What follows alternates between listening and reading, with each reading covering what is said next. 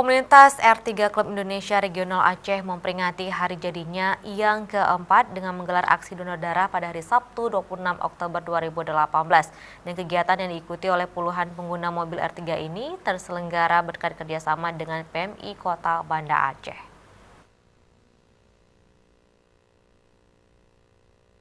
Puluhan member R3 Klub Indonesia mendatangi UTD PMI Kota Banda Aceh untuk mendonorkan darahnya. Kegiatan sosial tersebut dilakukan dalam rangka memperingati anniversary keempat tahun 2018.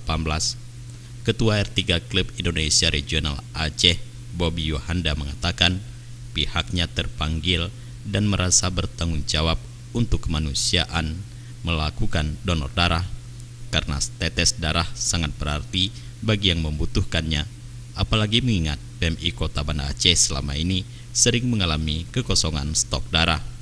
Sebagai komunitas otomotif, R3 Klub Indonesia di usianya yang keempat menurut Bobby terus berupaya melakukan hal-hal yang positif dan bermanfaat bagi banyak orang.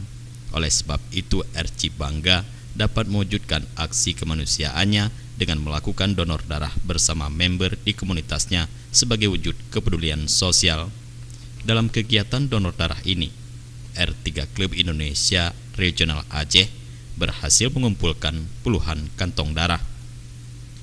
Dengan acara anniversary R3 Klub Indonesia Regional Aceh yang keempat, maka kita melakukan bakti sosial donor darah ini supaya darah kita bisa digunakan oleh setiap insan manusia yang membutuhkan dan memerlukan, karena tetes darah itu sangat berarti bagi mereka yang membutuhkan.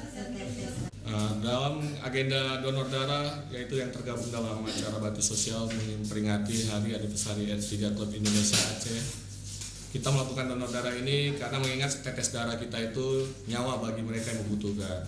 Karena manfaat donor darah itu banyak, karena satu kantong nyawa darah aja bisa menyelamatkan 3 nyawa.